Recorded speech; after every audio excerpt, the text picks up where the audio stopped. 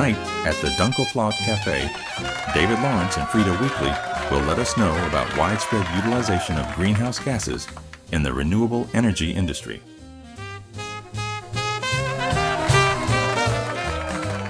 All right, so we're diving deep into renewable energy today, but with a twist. A twist. Yeah, a real head scratcher. Okay, I'm intrigued. See, we're going to explore this like paradox, right?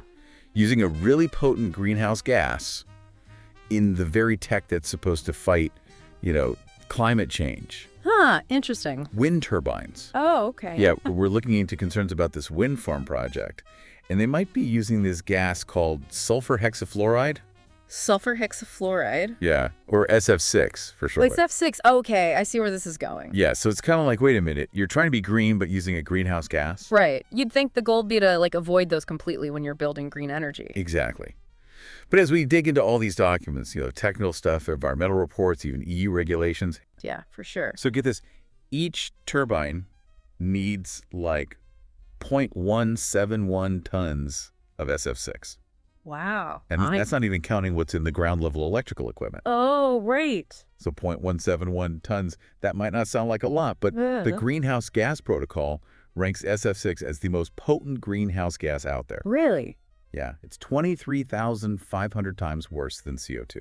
Oh, wow. In terms of its global warming potential. So that amount in a single turbine is like... It's crazy, right? Yeah. It's like the annual CO2 emissions of 4 gas-powered cars. Really? It's wild. Yeah, that's a big contrast to the clean energy image of wind farms. For sure. Yeah. Makes you wonder why use it at all. Yeah, why? Especially since the sources mentioned SF6-free alternatives for that equipment have existed for 60 years? That's what I'm saying. Yeah. They're already making them. It is a real puzzle. Why are we using this potent greenhouse gas when there are other options? Right. It seems so counterintuitive. You're trying to solve a problem, but using something that contributes to it. Exactly. And it's not just a theoretical risk either. Oh. We found cases of accidental SF6 releases during wind farm construction and operation.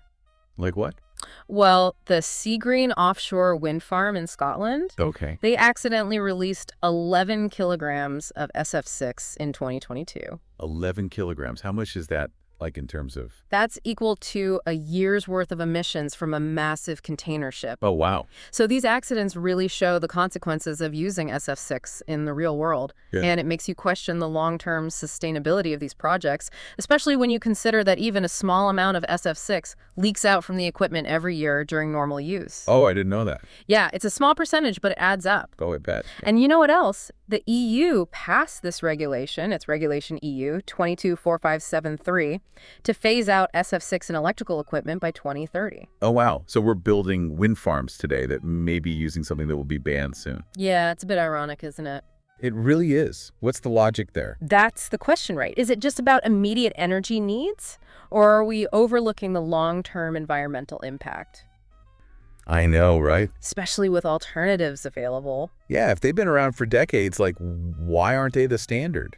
Well, cost is definitely a factor. Oh, of course. Switching to new tech always costs more upfront. Yeah, that makes sense. And there's always a reluctance to change what's been working, at least in the short term. Right. And there's also the issue of awareness. Awareness. Yeah, how many people actually know about SF6 and wind turbines? Probably not many outside the industry. Right. If people don't know there's a problem, they won't demand change. Wow, this deep dive has been a real journey. What's the main takeaway? Don't be afraid to question things. Even if they seem green. Especially then.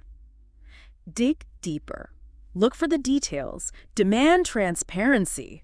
Yeah. And to our listeners, we hope this has given you something to think about. And maybe spark some questions of your own. Because it's through curiosity and commitment that we can make a difference. Absolutely. Thanks for joining us.